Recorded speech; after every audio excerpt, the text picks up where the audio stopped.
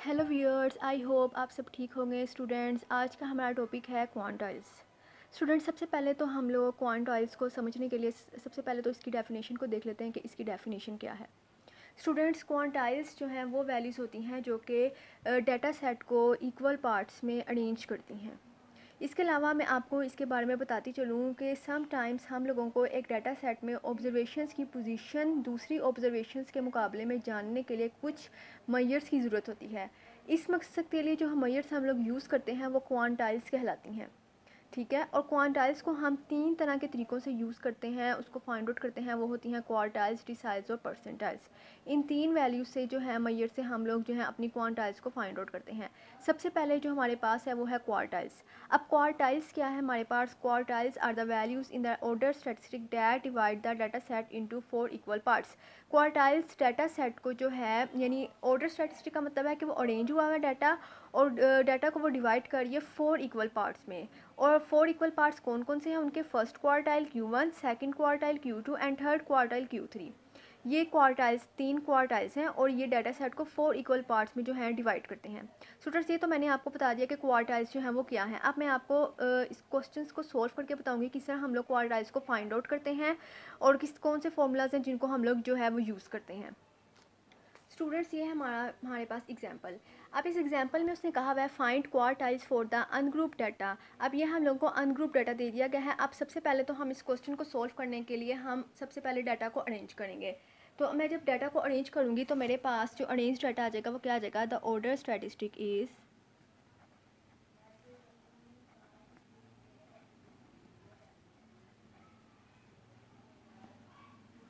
मैंने जब इन वैल्यूज़ को असेंडिंग ऑर्डर में जो है वो अरेंज करना है तो मेरे पास फर्स्ट वैल्यू आ जाएगी, सबसे स्मॉल वैल्यू होगी, स्मॉलेस्ट वैल्यू होगी, वो होगी 84.60, 88.03। इस तरह मैं अपनी सारी वैल्यूज़ को जो है वो अरेंज कर लूँगी। स्टूडेंट्स, ये मैंने अपनी वैल्यूज़ को जो है वो अरेंज कर लिया है। अब मैं इसमें सबसे पहले तो Q2 फाइंड आउट करूँगी, क्योंकि Q2 जो होता है वो हमारे पास मीडियन होता है। अब Q2 के लिए क्या मैं फॉर्मूला यूज़ करूँगी? Q2 इज़ इक्वल्स टू, इसको हम मीडियन भी कहते हैं, median is equals to y n plus 1/2। Median find out करने के बारे में मैं आपको पहले वीडियो में बता चुकी हूँ। आप चाहें तो मेरी वो वाली वीडियो को जो है देख लीजिएगा कि मीडियन को किस तरह फाइंड आउट किया जाता है। मैं उसको डिस्क्रिप्शन बॉक्स में उसका लिंक जो है वो सेंड कर दूँगी।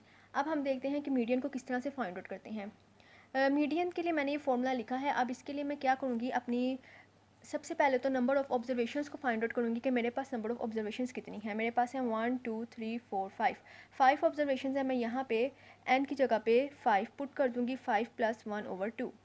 मेरे पास ये आ जाएगी 5 6/2, और 2 3 ज़ार 6 होता है। मैं यहाँ लिखूँगी y3। इसका मतलब है मेरे पास जो है वो थर्ड ऑब्जर्वेशन जो है वो आ रही है। तो द थर्ड ऑब्जर्वेशन, अब उस डाटा के अंदर हम लोग देखेंगे कि वो थर्ड ऑब्जर्वेशन कौन सी है, 1 2 3, यानी इसका मतलब है कि 94.50 जो है मेरे पास क्या है? मीडियन। यहाँ मैं लिख लूँगी 94.50। तो ये मेरे पास क्या फाइंड आउट हो जाएगा? Q2। अब मैंने क्या फाइंड आउट करना है? मैंने अब इसके बाद जो है Q1 को फाइंड आउट करना है। Q2 मैंने फाइंड आउट कर लिया, क्योंकि हमारे पास क्वार्टाइल्स कितने होते हैं? Q1, Q2 और Q3। ये तीनों हम लोगों ने जो है फाइंड आउट करने हैं। तो मैंने इसमें से Q2 को फाइंड आउट कर लिया। अब मैं इसमें Q1 को फाइंड आउट करूँगी। उसके लिए मेरे पास फॉर्मूला होता है y। जब हम लोग Q1 को फाइंड आउट करते हैं तो हम लोग जितनी वैल्यूज़ हम लोगों के पास मीडियन आ जाता है, उससे पहली जो वैल्यूज़ होती हैं उसको हम लोग ले लेते हैं। अब मेरे पास मीडियन कहाँ पे आया था? 94.50। अब ये जो median of the first 3 values जो हैं उसको मैं Q1 ले लूँगी, यानी 1 2 3। तो मेरे पास आ जाएगा 3 + 1/2। और जब मैं इसको सॉल्व करूँगी तो मेरे पास आ जाएगा 4/2, 2 2 ज़ा 4। और मेरे पास जो Q1 की वैल्यू आ जाएगी वो आ जाएगी y2। इसका मतलब है मेरे पास क्या आ जाएगी? The second observation, second observation. अब मैं y2 को जो है यहाँ से देखूँगी कि मेरे पास सेकंड ऑब्जर्वेशन कहाँ आ रही है। वो आ रही है 1 2, यानी 88.03 जो है मेरे पास Q1 की वैल्यू फाइंड आउट हो गई, यानी मैंने क्वार्टाइल जो है Q1 फाइंड आउट कर लिया। अब मेरे पास क्या रह जाता है? Q3। अब Q3 को किस तरह से फाइंड आउट किया जाता है? इसके लिए हमारे पास जो है फॉर्मूला होता है Q3 इज़ इक्वल्स टू, अब हम लोगों ने पहले तो Q1 को निकाला था median of the first 3 values. अब मैं निकालूंगी Q3 को median of the last 3 values. तो इसके लिए मैं क्या करूँगी, यहाँ पे मैं लिखूँगी y, मैं यहाँ पे स्टूडेंट्स जो है लिखूँगी y 3 + 5/2। यहाँ पर मेरे पास जो मीडियन था वो 94.50 था। इसके बाद कितनी वैल्यूज़ है मेरे पास, 1 2 3, यानी मैंने क्या लेनी थी, median of the last 3 values. ये मैंने ले ली यहाँ पे। और 5 मेरे पास जो है वो नंबर ऑफ़ ऑब्जर्वेशन है, मैं यहाँ पे Q3 में जो है वो लिखूँगी और फिर मैं इसको फाइंड आउट कर लूँगी। तो मेरे पास आ जाएगा y 8/2, y यहाँ आ जाएगा 2 4 ज़ा 8, यहाँ आ जाएगा 4 और मेरे पास फोर्थ ऑब्जर्वेशन कौन सी आ जाएगी, 1 2 3 4, 94.90। तो ये मेरे पास जो है फोर्थ ऑब्जर्वेशन फाइंड आउट होगी और ये मेरे पास Q1 Q2 और Q3 जो है फाइंड आउट हो गए हैं। ये था स्टूडेंट्स क्वार्टाइल्स जो है अनग्रुप डाटा के लिए फाइंड आउट करने का जो है मेथड। आई होप आपको ये अच्छी तरह समझ आ गया होगा। स्टूडेंट्स ये है हमारे पास अगली एग्जांपल। इसमें उसने कहा है find quartiles for the data. ये हम लोगों को ग्रुप डाटा दे दिया गया है। अब हम लोगों ने जो है क्वार्टाइल्स को फाइंड आउट करना है। अब इसके लिए हम सबसे पहले हम लोगों को क्या दिया गया है, यहाँ पे क्लास बाउंड्रीज जो हैं वो हम लोग को दे दी गई हैं, वाई आई दी गई हैं, ऑब्जर्वेशन FI फ्रीक्वेंसी से दी गई हैं और CF क्यूमुलेटिव फ्रीक्वेंसीज जो है हम लोगों को दे दी गई हैं। अब हम लोगों ने क्वार्टाइल्स को जो है वो फाइंड आउट करना है। अब सबसे पहले तो हम लोग क्या करेंगे, हाँ सबसे पहले तो हम लोग Q1 को जो है फाइंड आउट करेंगे। इसके लिए हमारे पास जो ऑब्जर्वेशन हम लोग फाइंड आउट करेंगे, हम लोग कैसे करेंगे, हमारे पास आ जाएगा Q1 is equals to n/4 observation. ठीक है, यानी मैंने यहाँ पर जो है n/4 ऑब्जर्वेशन को फाइंड आउट करना है। मेरे पास जो टोटल ऑब्जर्वेशन हैं वो क्या होंगी, n कैसे फाइंड आउट होगा, जब मैं फ्रीक्वेंसीज को प्लस करूँगी, टोटल लूँगी, तो मेरे पास जो आंसर आएगा वो क्या होगा, n नंबर ऑफ ऑब्जर्वेशन। तो मेरे पास कितनी है, 30/4। और जब मैं इसको सोल्व करूँगी तो मेरे पास ये आ जाएगी 7.5 ऑब्जर्वेशन। तो इसका मतलब है कि अब मैंने क्या देखना है कि मेरे पास जो 7.5 ऑब्जर्वेशन फॉल कौन से ग्रुप में कर रही है। अब मैं अपनी जो है कम्युलेटिव फ्रीक्वेंसी की तरफ चली जाऊंगी। वहाँ पर मैं देखूंगी कि मेरे पास जो 7.5 की वैल्यू है वो किसके अंदर फॉल कर रही है। मेरे पास 7.5 की वैल्यू जो है वो 10 और 6 के दरमियान में फॉल कर रही है। अगर आप देखें कि 7.5 जो है वो 10 के अंदर एग्जिस्ट कर रहा है, इसका मतलब है जो मेरे पास ग्रुप आ जाएगा वो क्या आ जाएगा, 90.5 से 95.5 का। ये मेरे पास जो है ग्रुप आ जाएगा। मैं यहाँ पर लिखूँगी Q1 group is equals to 90.5 से 95.5। ये मेरे पास क्या आ जाएगा, Q1 ग्रुप। अब मैं आगे इसको फॉर्मूला जो है उसके साथ पुट करूँगी कि इसका जो फॉर्मूला है वो कौन सा लगेगा। Q1 का फॉर्मूला लगेगा यहाँ पे हमारे पास Q1 is equals to L + H/F n/4 - C। अब इसके अंदर हम लोग जो है अपनी वैल्यूज़ को पुट कर देंगे।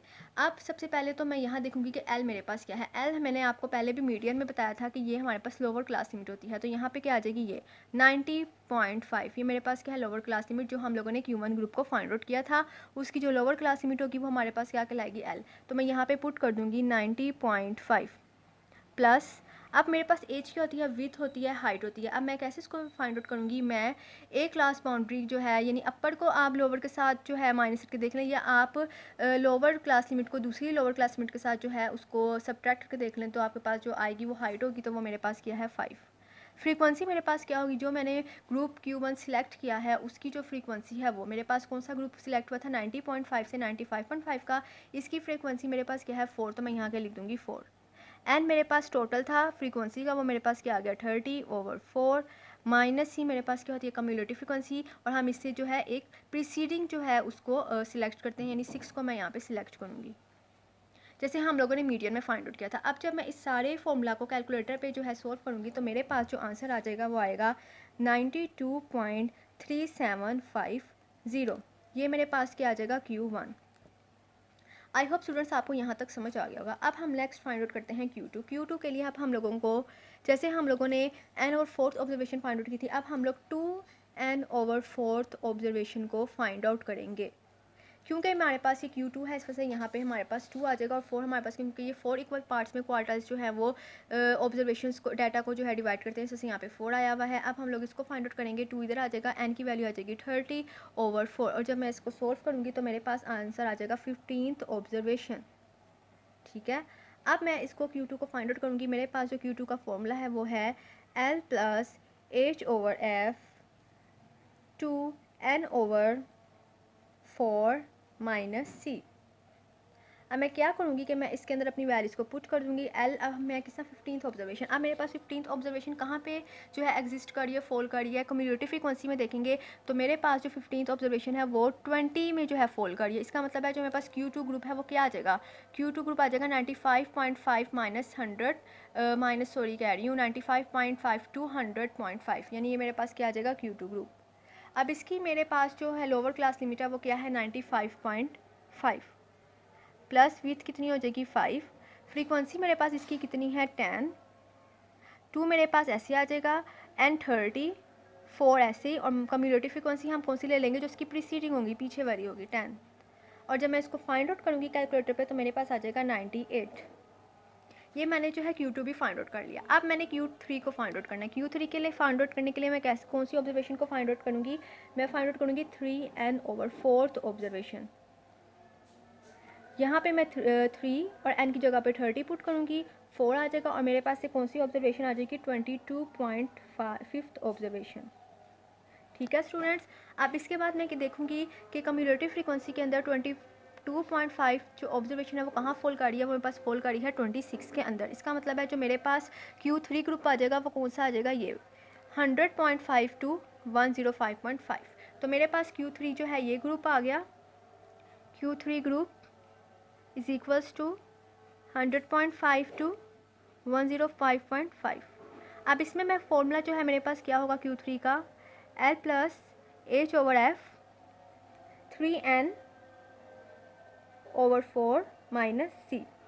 अब मैं L का मेरे पास क्या जाएगी लोअर क्लास लिमिट, मेरे पास लोअर क्लास लिमिट क्या हो जाएगी 100.5 प्लस हाइट मेरे पास क्या हो जाएगी, हाइट हो जाएगी मेरे पास उसको सब्ट्रैक्ट करके तो मेरे पास 5 ही आएगी।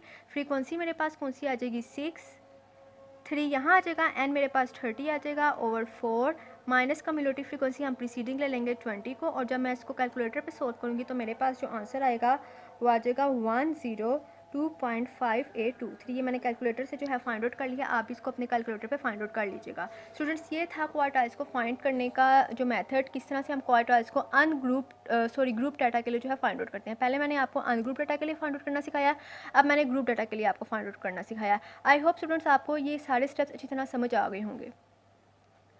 स्टूडेंट्स अगर आपको मेरी वीडियो अच्छी लगी है तो इसको लाइक ज़रूर कीजिएगा और मेरे चैनल को सब्सक्राइब करना मत भूलिएगा ताकि आपको मेरी आगे आने वाली वीडियोस की नोटिफिकेशंस मिलती रहें।